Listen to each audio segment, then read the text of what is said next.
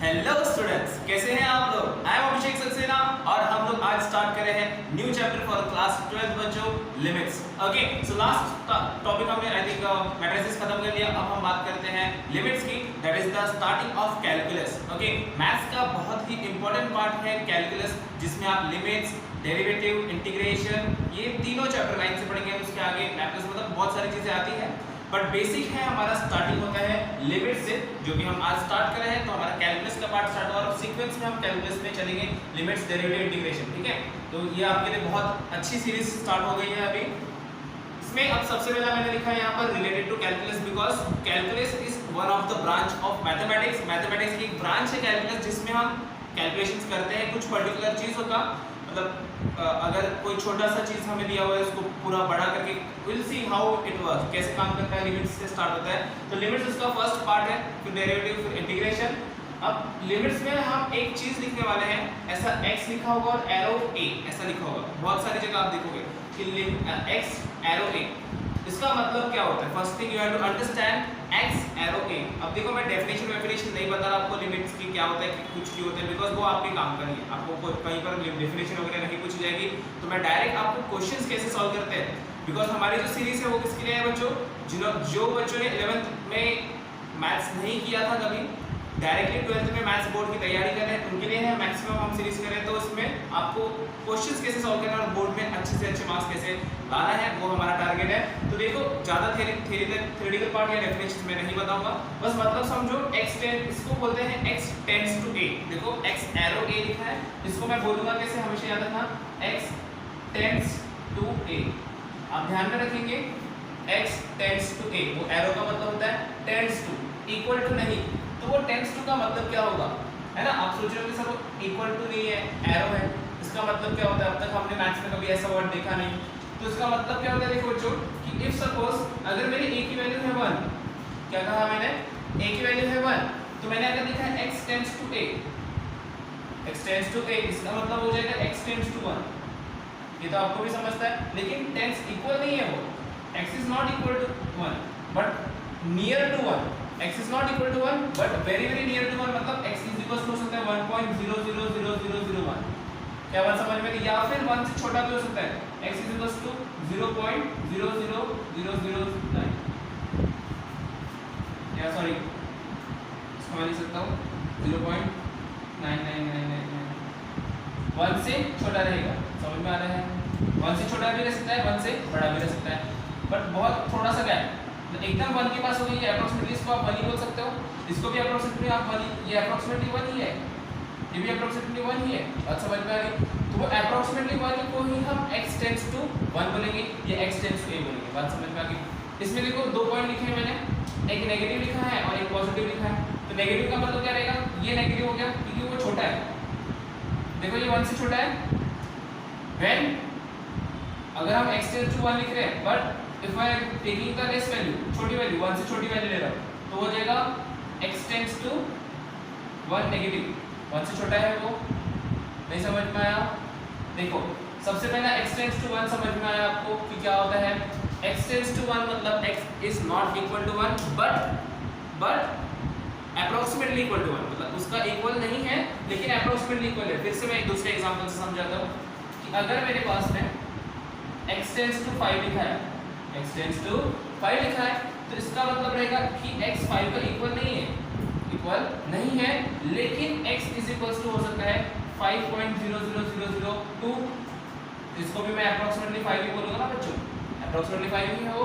या फिर इसी को मैं ले सकता हूँ x इज इक्वल्स टू 4.99999, तो ये भी अप्रोक्सीमेटली 5 ही है। लेकिन 5 देखो 5 नहीं है फिर भी 5 है, 5 नहीं है फिर भी 5। That what I was saying कि it is not equal to 5 but approximately equal to 5। समझ में आया।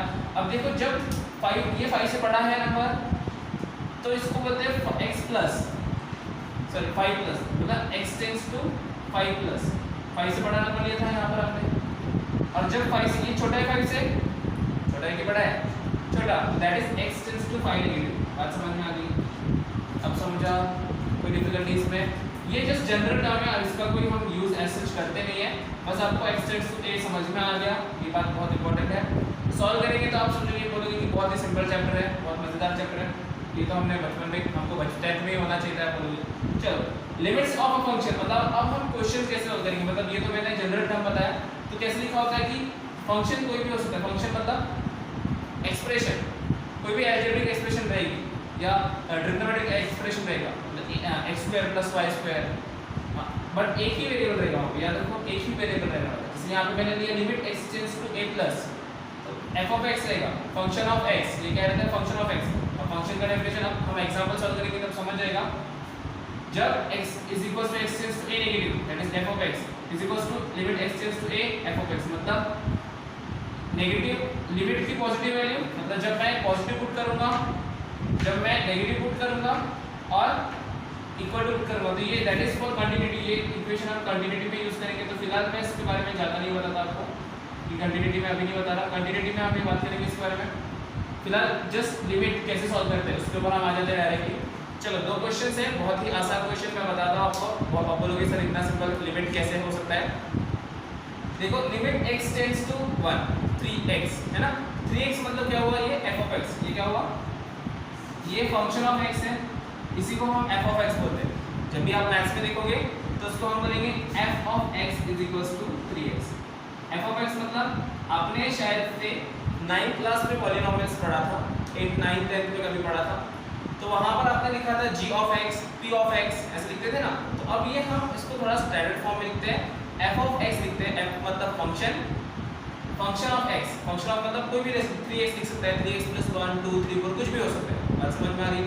अब मैं इसको लिखूंगा आगे, आगे हम इसको सॉल्व करने वाले। कैसे सॉल्व करेंगे, देखो जब भी लिमिट x टेंड्स टू 1 होगा तो x की जगह पे क्या रखना है आपको, देखो 1 क्या रखेंगे, ये हो जाएगा is equals to 3 into 1 that is 3। तो limit x tends to 1 3x is equals to 3। इतना सिंपल आंसर, इतना सिंपल तो आपने 10th में भी नहीं किया था जब। अगेन इसको सॉल्व करते हैं, कैसे होगा देखो, ये हमारा लिमिट इज इक्वल्स टू हो जाएगा, यहाँ पर हम x की जगह पर 2 रख देंगे, क्या होगा 4 into 2 का स्क्वायर हो जाएगा 4, 2 into 2 तो 4 4 4 16, तो ये हो जाएगा limit x tends to 2 4x square is 16। समझ में आ गया। इस तरीके से बेसिक क्वेश्चन आप सॉल्व कर सकते हो। डायरेक्ट मतलब ये होते हैं डायरेक्ट वैल्यू वाले। ये फर्स्ट टाइप ऑफ लिमिट्स है जिसमें हम जो वैल्यू दी हुई है डायरेक्टली हम x की जगह पर वैल्यू पुट कर रहे हैं। समझ में। देखो यहाँ पर हम कुछ कैंसिल नहीं कर सकते थे, कोई आइडेंटिटी नहीं लगा सकते थे, कोई रूल नहीं लगा सकते थे, इसलिए हमने यहाँ पर डायरेक्ट वैल्यू पुट कर दी। बात समझिए, क्लियर है, कोई डिफिकल्टी इसमें। ओके, तो इतना नोट करो। Then we will talk about next type of limits. इसके नेक्स्ट टाइप के क्वेश्चन सॉल्व करते हैं। सो बेसिक रूल्स हम लिमिट्स की बात करते हैं। जो सबसे बेसिक रूल्स है, एक तो पहला बता दिया कि x टेंड्स टू a होता है तो हम x की जगह पर a की वैल्यू पुट करते हैं। x टेंड्स टू y भी हो सकता है बच्चों, लेकिन मोस्टली हम x का ही यूज करते हैं इस चैप्टर में।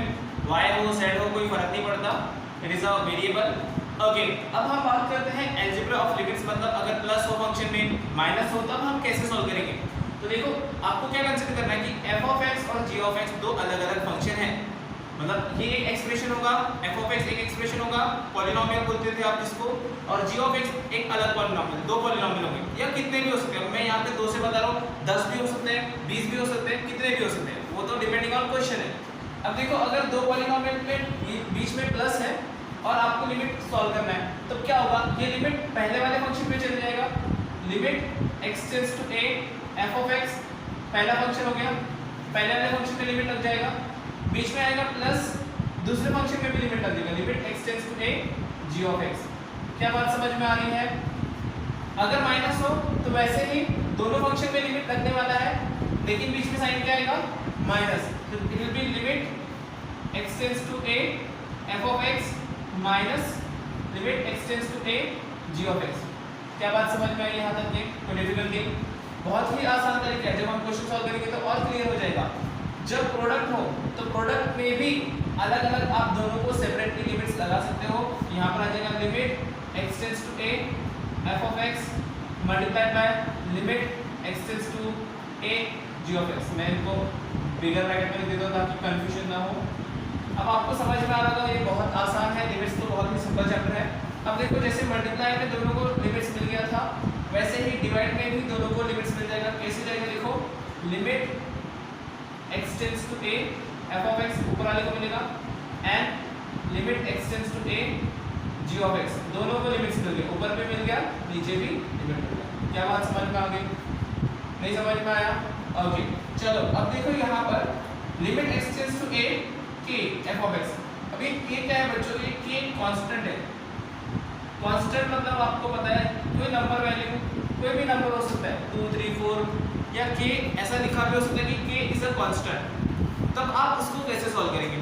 तो याद रखना कैलकुलस में क्या होता है, सिर्फ लिमिट्स की बात नहीं कर रहा हूँ। लिमिट्स, डेरिवेटिव, इंटीग्रेशन, कभी भी आप कैलकुलस सॉल्व करते हो तो कांस्टेंट टर्म उस कैलकुलस के बाहर चले जाता है, हमेशा कैलकुलस के बाहर निकाल देना। तो के को हम लिमिट के बाहर निकाल देंगे, गेट आउट कर देंगे उसको हम यहाँ से, लिमिट से लिमिट्स कांस्टेंट को गेट आउट कर देता है, के बाहर निकल जाएगा और लिमिट सिर्फ फंक्शन को लगेगा, limit x tends to a f of x. क्या बात समझ में आ गई? के बाहर जाके रहेगा नंबर, ये सॉल्व होने के बाद के इसके साथ मल्टीप्लाई होगा, ठीक है?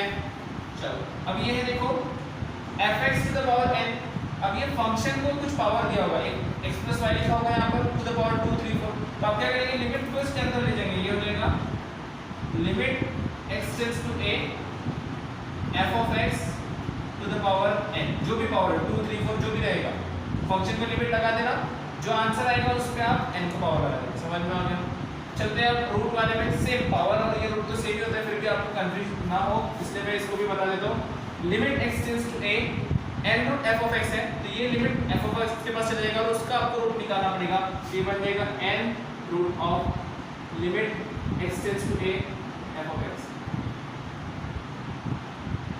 समझ में आया? देख लॉग के लिए है तो लॉग में भी ऐसे ही होगा कि लॉग के अंदर लिमिट चले जाएगा, अंदर जाता नहीं है, सिर्फ फंक्शन का लिमिट लेना होता है और फिर लॉग निकालना, ठीक है? जैसे आप नॉर्मल लॉग लिखोगे, लॉग के अंदर लिखा होगा x square plus x plus 1, तो क्या करेंगे हम लिमिट को अंदर ले जाएंगे और जो भी एक्सप्रेशन हो पॉलिनोमियल और उन सब का अपन लिमिट्स ले लेंगे और फिर उस पे जो आंसर आएगा उस पे लॉग लगाना पड़ेगा। तो कैसे होगा ये log of limit x tends to a f of x, ठीक है? अब ये आपको कुछ चीजें इसमें नहीं समझ में आई होगी, है ना? तो अब जब हम क्वेश्चन सॉल्व करेंगे, ठीक है, टाइप का हम क्वेश्चन सॉल्व करेंगे, सभी टाइप के हम क्वेश्चन सॉल्व करेंगे, तो आपको ये पूरा क्लियर हो जाएगा, ठीक है? तो पहले इसको नोट करो, सभी फॉर्मूलेस को, इंपॉर्टेंट पॉइंट्स हैं, उसके बाद फिर हम डिस्कस करते हैं इसके क्वेश्चंस कैसे सॉल्व करना है। Okay okay, so we will try to solve the first method, मतलब first type of question. Limits के पहले टाइप के क्वेश्चन है जिसे हम कहते हैं डायरेक्ट क्वेश्चंस या डायरेक्ट मेथड। इसे डायरेक्ट क्यों कहा गया है? क्योंकि क्वेश्चन इतने सिंपल भी है और क्या किया जाता है कि इसमें जो लिमिट है वो डायरेक्टली हमें उसमें पुट कर देना होता है। जैसे आप पॉलिनोमियल्स में करते थे, यहाँ x into a लिखा है तो इसमें आप बस ये वैल्यू वहाँ पर पुट कर देंगे, मतलब बस f of x में वैल्यू पुट करना है और कुछ नहीं करना है। तो डायरेक्ट मतलब बस हम वैल्यू पुट करने वाले, तो यहाँ पर लिखा है x into a, इसका मतलब x की जगह पे मैं रखने वाला हूँ a, यहाँ पर ये हो जाएगा limit root a plus root a divide by, limit हट जाएगा, चलो लिमिट हटाना पड़ेगा। देखो जब हम अप्लाई करते हैं तो लिमिट हम हटा देते हैं, अप्लाई कर रहा हूँ मैं अप्लाई लिमिट्स, तो a प्लस a हो जाएगा 2 root a divide by 2a, 2 cancel हो जाएगा, इसको मैं लिख सकता हूँ 1 बाय रूट a। समझ में आ गया? ये हुआ हमारा आंसर, क्लियर है? देखिए रूट a को मैं लिख सकता हूँ a equals to root a multiplied by root a, लिख सकता हूँ ना, रूट 2 into रूट 2 is 2 होता है, पता है ना आपको, root 2 multiplied by root 2 is equals to 2। वैसे ही मैं a को रूट a लिख सकता हूँ, रूट a कैंसिल हो जाता है ऊपर का, इसको मैं लिख सकता हूँ root a divide by root a multiplied by root a, ये कैंसिल हो जाएगा, सिर्फ 1 बाय रूट a बचेगा। समझ में आया अभी? चलो अब सेकंड क्वेश्चन, ये सभी क्वेश्चन वैसे ही सॉल्व करना है डायरेक्ट मेथड से। यहाँ पर क्या पुट करना है मुझे, x की जगह पर 1 पुट करना है, तो देखो अप्लाइंग लिमिट्स क्या हो जाएगा, 1 था पहले से, यहाँ पर x की जगह पे 1 रखूंगा, 1 माइनस 1 का स्क्वायर डिवाइड बाय 1 प्लस 1 का स्क्वायर, 1 माइनस 1 0 होता है, तो ऊपर हो जाएगा 1 प्लस डिवाइड बाय 2 1 बाय 2 आएगा।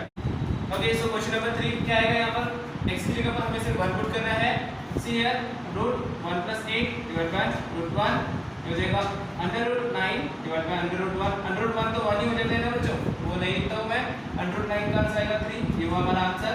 चलो लास्ट क्वेश्चन, आप ऐसे और भी क्वेश्चन ट्राई कर सकते हो बट इसकी ज़्यादा करने की जरूरत नहीं है क्योंकि हम इससे हार्ड लेवल पे जाएंगे, तो आगे क्वेश्चन ट्राई करेंगे। ये बेसिक क्वेश्चन है, यहाँ पर हम x की जगह पे 3 रख देते हैं, अंडर रूट 2 into 3 तो जो अंडर रूट 6 + 3 डिवाइड बाय 6 हो गया अंडर रूट 9 डिवाइड बाय 6, ऊपर आएगा 3 divide by 6 that is 1 by, यहाँ पे आंसर आता है 1/2, ये हुआ हमारा आंसर। ठीक है, तो ये हुए हमारे डायरेक्ट मेथड के। इसके बाद हम एक और मेथड देखते हैं। ठीक है, okay so will try to solve the next type of question. पहला डायरेक्ट मेथड हो गया, उसमें तो कुछ था ही नहीं, मतलब जस्ट वैल्यू दी थी, एफ ऑफ एक्स में हम वैल्यू पुट करते थे। अब सेकेंड से हमारे स्टार्ट होते हैं मेन टाइप ऑफ क्वेश्चन। इससे रिलेटेड क्वेश्चन आपको कंटिन्यूटी में भी आने वाले हैं, जो कि आपका 12th का चैप्टर है, इसलिए आप इसको बहुत ध्यान से करेंगे। कैसे सॉल्व करते हैं वो हम देखेंगे क्वेश्चंस की तरह से, लेकिन फॉर्मूला समझो। क्या लिखा है, limit x tends to a x of x to the power n minus a to the power n। देखो दोनों को कोई तो भी पावर बनेगी, ये दोनों पावर सेम होनी चाहिए, x to the power n a to the power n upon x minus a। अब कंडीशन अच्छे से ध्यान में रखो, यहाँ पर x टेंड्स टू a था, यहाँ पर माइनस a है, प्लस नहीं है, और ऊपर पावर है और नीचे पावर नहीं है, तो उसका आंसर बनता है n a to the power n minus 1, n a to the power n minus 1। बात समझ में आई? उसको हम क्वेश्चन से समझेंगे। अब ये क्वेश्चन डायरेक्टली मैंने थोड़ा एडवांस वाला ले लिया। अब कभी कभी ये क्वेश्चन मतलब इसको अगर थोड़ा छोटा फॉर्म में करना है तो मैं इसको कन्वर्ट कर देता हूँ फिलहाल के लिए, x² - 4 ले लेते हैं। इसको मैं ले लेता हूँ x² - 4, ताकि आप इसको इजीली समझ पाओ। ठीक है, अब देखो ये फॉर्मेट और ये फॉर्मेट को थोड़ा सा कंपेयर करो जरा।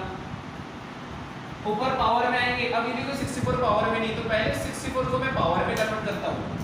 64 होता है 4 का क्यूब, 4 4 जा 16, 16 4 जा 64, तो ये मैं लिख सकता हूँ limit x tends to 4 x³ minus 4 का power 3 divide by x minus 1। अब देखो ये और ये सेम फॉर्म में आ गए, यहाँ पे +4 है तो यहाँ -4 है, ऊपर पावर है, तो हमने क्या लिखा था n a to the power, तो n क्या है यहाँ पर 3 है।